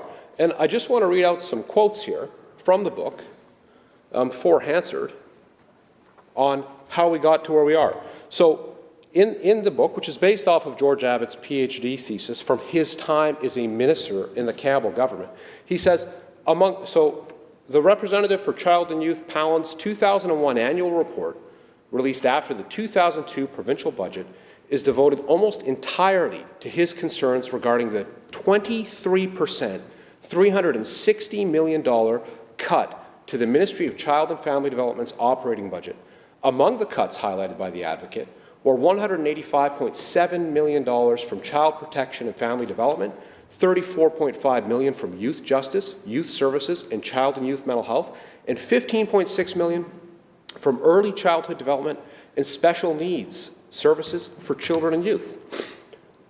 They took, to implement the cut, steps, and I'm quoting here, among these steps were elimination of behavioral support programs for children with autism, termination of taking at-risk children into care after the age of 16, curtailment of the fetal alcohol initiative, and closure of the Maples Adolescent Treatment Centre in Burnaby. So we've seen a roadmap, Mr. Speaker, for how not to do things. And this is how we got here. And what we need to do right now is to make sure that the system is supporting parents and that the government is there to support parents as they need it. And that's what we're doing by listening to parents. And I'm not going to breach the confidentiality or sanctity of my office, Mr. Speaker, but I've spoken to many parents who have come in with children with autism who are at their wits' end having to coordinate the service delivery. And who don't have the right diagnosis to get the service they need. So the new framework for children and youth with support needs is going to fill a much-needed gap, and it's going to add services. It is going to add support for 8,300 families in this province, Mr. Speaker. Every child and youth deserves the support and services they need to live a full, happy, and healthy life and to reach their goals. And not having the right diagnosis should not be a barrier to access. So we need not to go back to the road we took in the past and the road that got us here, which is draconian cuts and a patchwork of services, and we need to build. And it takes longer and it takes time to build up than it does to tear things down, as we've seen from the experience in this House and in this province. Thank you, Mr. Speaker. Thank you, member. Recognizing the member for Penticton. Thank you, Mr. Speaker, and good morning. For a government that prides itself on being open and transparent, for me and for many others, its actions, especially for which I'm about to speak, actually show the opposite. For the past 4 years, I have seen a government that sometimes, to me, doesn't really seem to understand the needs of all British Columbians. Rather, they make big announcements, seemingly without appropriate and inclusive consultation, and appear to have a very limited idea on how their plans will affect the majority. Recently, British Columbians got to see this through the decision regarding concerns from parents and stakeholders about the changes to individualized funding for children with autism. It appears to me that this government is set to pick winners and losers, damn the torpedoes, by advancing their government knows best agenda. And, Honourable Speaker, they are going to see the results of taking away a parent's choice, especially when it deals with a child who needs additional support and extra help to meet their challenges. Governments are elected to implement policies that make the lives of all British Columbians better, not just a few. And changes must be preceded by direct and broad consultation for all that are going to be affected. Something, to me, that does not appear to happen with this bill, Honourable Speaker. For me, a major concern is that this government feels that appropriate consultation is not needed, and they go ahead and announce the changes and implement the changes without actually talking to the people that are affected by the changes that are forthcoming. This change is going to adversely affect thousands of families, and more importantly, the current and future lives of the children the government says it's going to help, Honourable Speaker. And to me, this is a travesty. According to Kay Benz, the president of the Board of Directors for Autism BC, her group, and I quote, only had half an hour conversation with the Minister of Children and Family Development in the days leading up to the announcement, and that's end quote. For a group that has long been advocating for support and has been working with families who need that support each and every day, how is a half-hour conversation enough? Parents have the right to be involved in making decisions for the care of their children, and some have spent years trying to find the right team of individuals that can help them. With this change in policy, the hard work put forward by parents and stakeholders will be taken away, and many, many parents and their children will be forced to start over. Some children have had the opportunity to see the same individuals over a significant period of time, which allows them to be comfortable and to thrive through the setting. For a government to strip away all that with minimal consultation and to ask them to start over again, Mr. Speaker, to me is appalling. Amber Hutt, one of the thousands of concerned parents who have signed a petition against the changes, suggests, and I quote, we should be keeping the few things that are actually working in this system and fixing what is broken, end quote.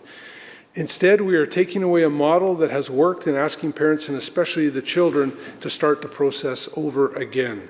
And I don't understand that the minister suggests that they will begin speaking to families on how these changes will be administered.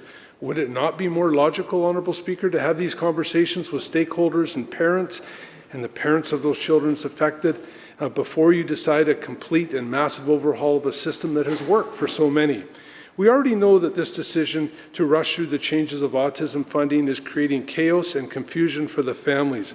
But its most concerning part of this to me is that the changes will negatively affect children who need a stable and consistent environment to reach their full potential. Well, they should be supporting families that have spent years creating a plan that works for their child. This government is reversing the funding and allowing them to do that, and instead asking parents to trust that the government knows best. A parent from the interior says, and I quote, "I currently use my funding at a learning center because my child is not able to go to a public school. My funding is what makes it possible, and it has been such a success for him. Without the annual funding, I cannot afford the school. Is it still going to be covered? What is going to happen to the schools without this funding?" And I end the quote. Unfortunately, once again, Honourable Speaker, British Columbians are left with more questions than answers. And to me, Honourable Speaker, that's not kosher for a government that says it supposedly works for you. Thank you very much, Honourable Speaker. Thank you, member. Recognizing the member for North Coast, please. Thank you, Thank you, Honourable Speaker. There is an inequity in services delivered for kids who are neurodiverse or have a disability, and children and youth with Down syndrome, fetal alcohol spectrum disorder, cerebral palsy, or brain injuries are not qualifying for services that will help them thrive. Every child and youth deserves the supports and services they need to live full, happy, and healthy lives. We're taking action to put the needs of children and youth at the center and make services better, more inclusive, and easier to access from birth to age 19 and in every part of the province. Honourable Speaker, I sit on the Select Standing Committee for Children and Youth, and these changes are in line with repeated recommendations from the Representative for Children and Youth and the All-Party Committee, as well as from conversations with families, advocates, children, and youth. We're putting children and youth at the centre of our new system. We're bringing services together by having multidisciplinary teams in one-stop family connections hubs throughout the province that will make it easier for families to get their children the supports they need. These coordinated hubs run by community service providers will give families access to a range of professionals without the need for a referral or a diagnosis.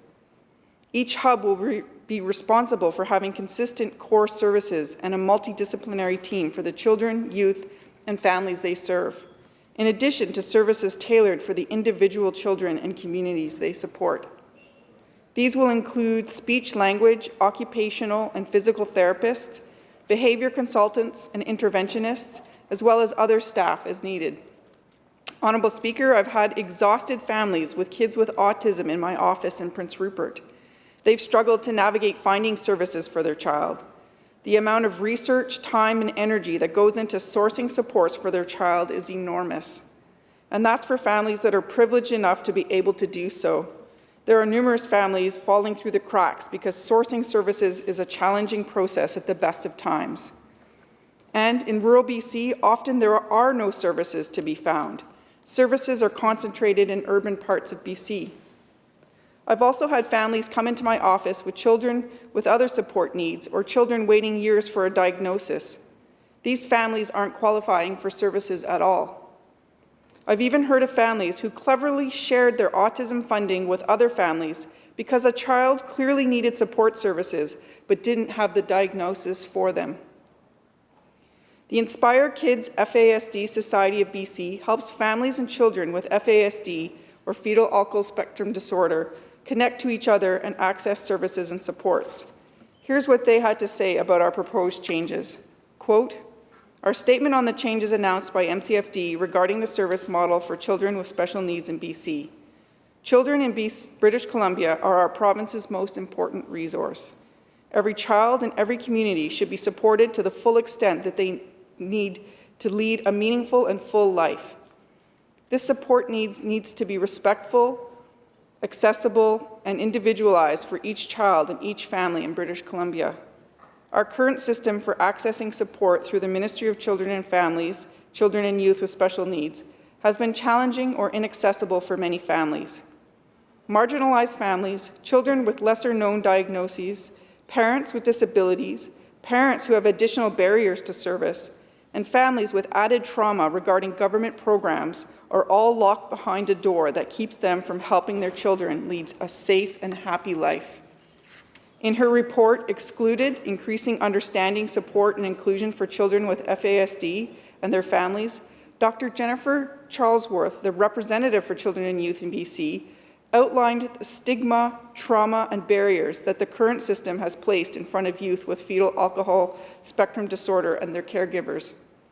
Inspire Kids looks forward to working with MCFD and partners to implement an equitable, robust, and accessible provincial program that will reach all children in British Columbia. We commit to holding the stakeholders accountable, engaging respectfully, being a part of the solution, and working towards empowering and educating families on the best way to move all children and their caregivers forward to a meaningful, safe, and happy life in our beautiful province." End quote. Honourable Speaker, for too long I've heard from families in North Coast asking for help to navigate the complex and limited system in supporting children and youth with special needs. I've heard how hard it is to actually find services in rural BC. While I appreciate that change can be difficult, I do think making services more inclusive and accessible, especially for rural children and youth, is the right thing to do. Thank you.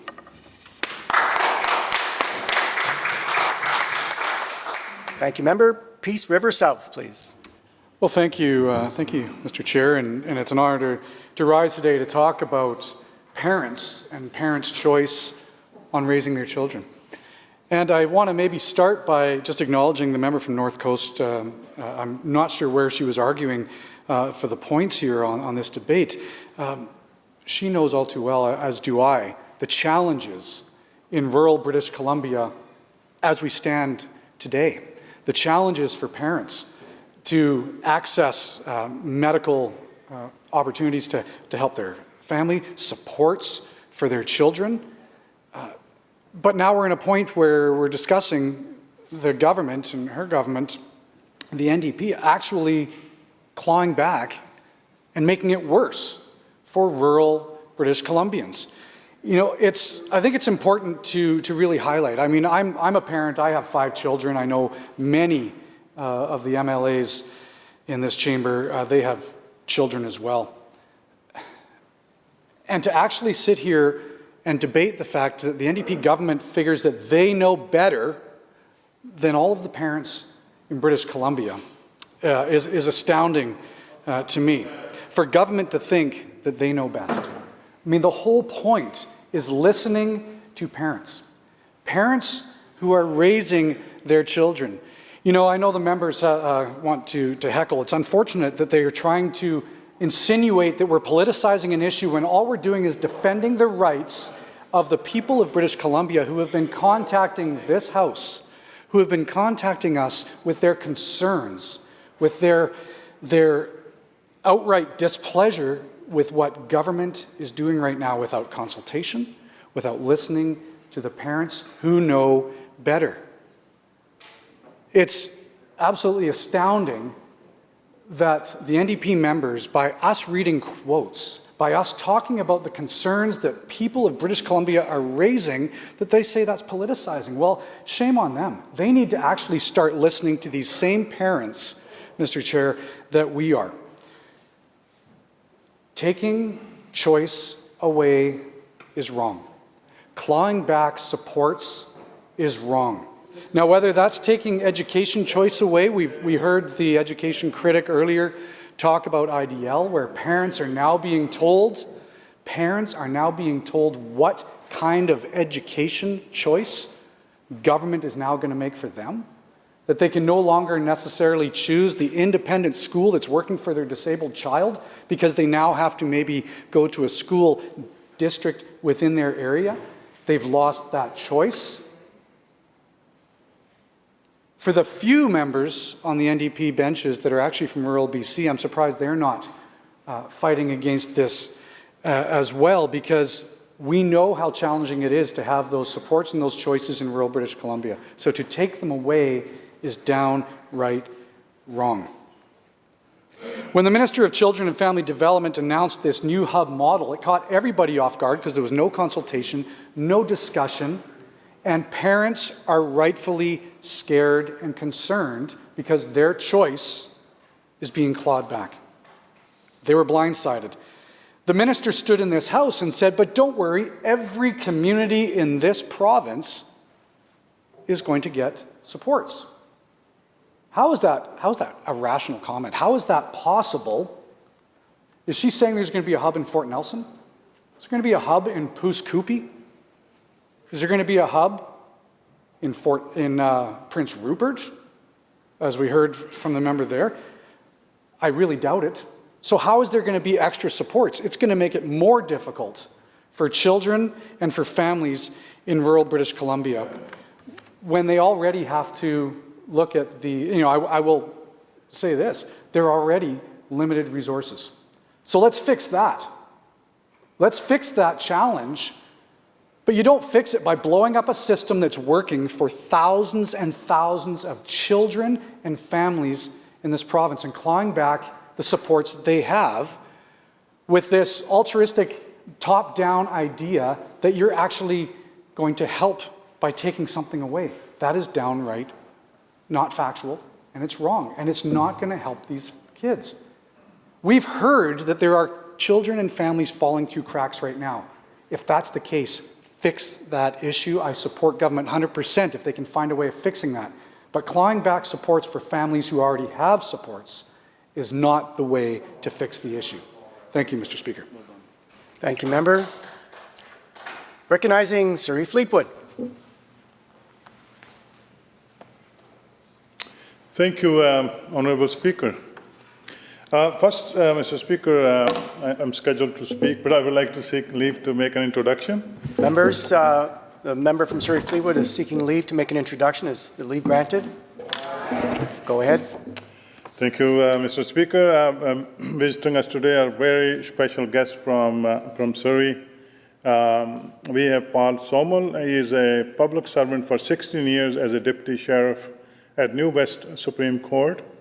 Paul has been a president of my Fleetwood BC NDP Association for many, many years, and he has provided a significant leadership to our people and has done a super job to support me as an MLA and also as a candidate. So I would like to say, Paul, thank you very much.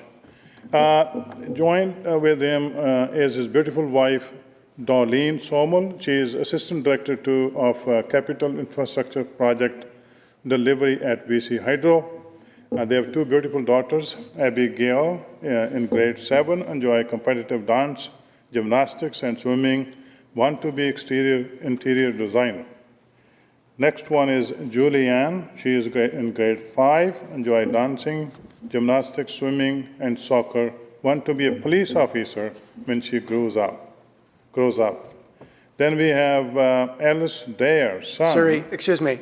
How long's your list? Because you're going to run. This is last. Okay, thank you.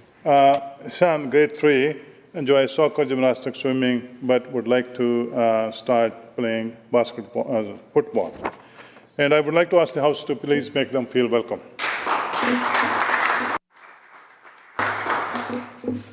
Thank you, Honourable Speaker. Once again, I'm pleased to respond to the motion introduced by member from West Vancouver, Capilano.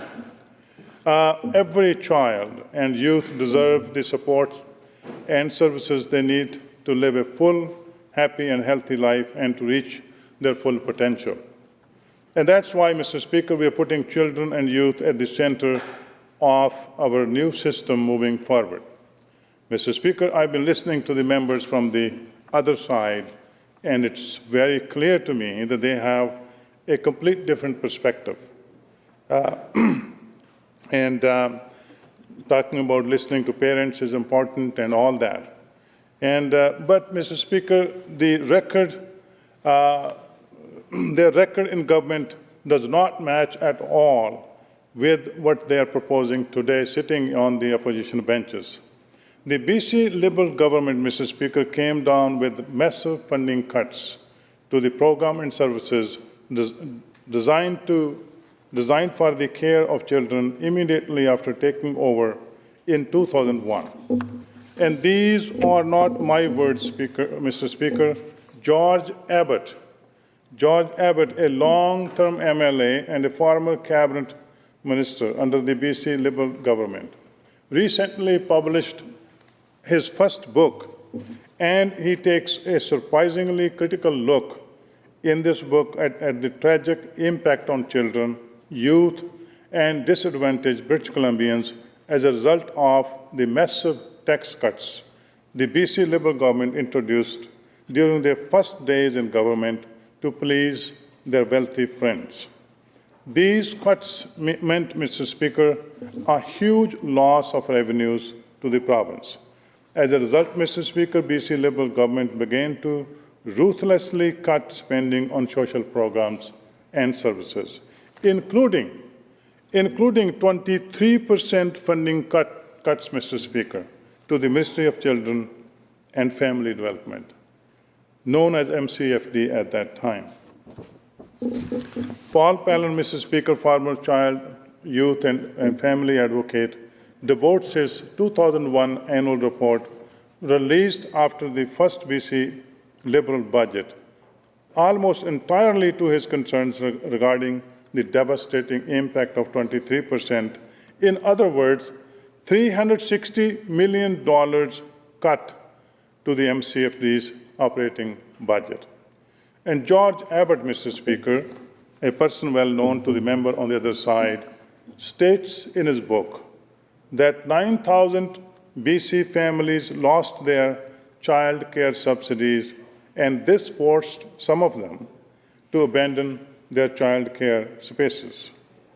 So the advocate, Mr. Speaker, urged and made a compelling case to the government to exempt MCFD from budget cuts to save program and services for children. But no one listened to him, or to parents, or to children. And that's what the members sitting on the other side did, Mr. Speaker. Some of the members, Mr. Speaker, who sit on the other side today were part of that government. We are putting children, Mr. Speaker, and youth at the center of our new system moving forward. Under the current system, Mr. Speaker, many children and youth who have disabilities or other needs are not able to access the level of support they need because they do not have the right diagnosis to access services, or services are not available in their community. This is especially true for rural and indigenous communities. And that's why we are moving, Mr. Speaker, to a new needs-based approach so that every child and youth gets the services they need when they need it, and in every part of the province, including rural areas. So we are, Mr. Speaker, bringing services together through new family connections hubs. And these coordinated hubs, Mr. Speaker, will give families access to a range of professionals without the need for a diagnosis. So no child or youth will be turned away from services or support if they have support needs, Mr. Speaker, under the new program. So I am very pleased to support the continue, of this new program under this government. So thank you very much, Mr. Speaker. Member for Surrey White Rock. Thank you, Mr. Speaker, and I stand in this House and speak proudly to the motion put forward by my colleague. Mr. Speaker, it is very clear that a few members have come in here with a set of talking points, and I always, when I see that, it always is a very strong signal to me that that's because maybe a few people in this building don't want you talking about that, and they want you sticking to those talking points. But I am not going to stick to talking points today. I'm going to tell a story. And there is a little boy that I know. I know this little boy very well. I've known him for 13 years. And this little boy tried out for soccer, and he didn't like it. He didn't feel like he had a place. This little boy went out for football, and again, he felt like he didn't have a place. This little boy, at the age of 6, was diagnosed with ASD. This little boy had parents that had fear every time that he walked out of the house to see if he was going to be accepted, to see if he was going to be able to meet those challenges on his own every day. and that is a fear that his parents continue to have today. Since this little boy wasn't able to participate in team sports, his parents got him a trainer. Somebody that he was able to work with a couple days a week to ensure that he was staying active, that he was getting physical, that he was understanding about nutrition. I think it's important that parents with autism, they are faced with the fact that children need stability. They need consistency. It is very important to children with autism that they have consistency and routine in their daily lives. Not one member on that side can speak to consistency and how this model makes that better.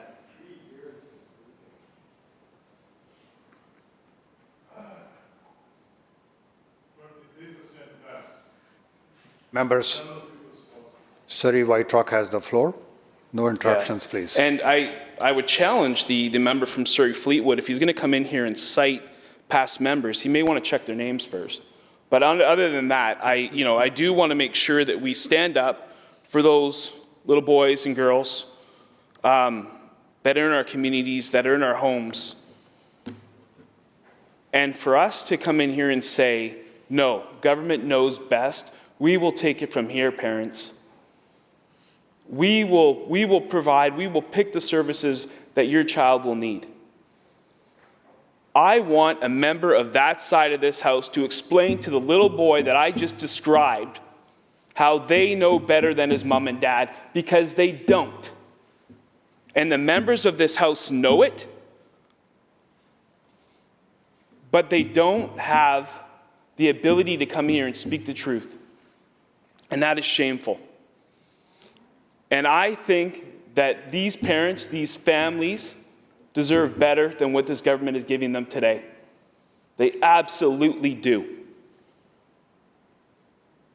And I cannot believe a decision of this importance was done in this isolation. That is shameful, that is wrong, that is cowardly. And this government knows it. And these members know it. That is why they come in here and they read speaking points, because they have nothing else to say. And that is a sad reality. And so how, when you have a constituent come into your office and express their outrage at what is going on here, because it is happening to every single MLA in this House. And I dare one of the MLAs to challenge me and say that's not true, that your inbox is not filling up from parents, that your phones are not ringing from parents advocating for their kids. And do you refer to those speaking notes? Do you cite former members? Do you cite books? If you can do it in here, why don't you do it to them? Mr. Speaker, that's all I have to say on this. I really can't say much more. It's just... I move to adjournment of the debate, Mr. Speaker. Members, you heard the motion to adjourn the debate. All those in favor indicate aye. Aye. Opposed? Motion carried. Government House Leader. I move that the House do now adjourn. Members, you heard the motion to adjourn. All those in favor indicate aye. Aye. Opposed? Motion carried. This House stands adjourned until 1:30 p.m. today.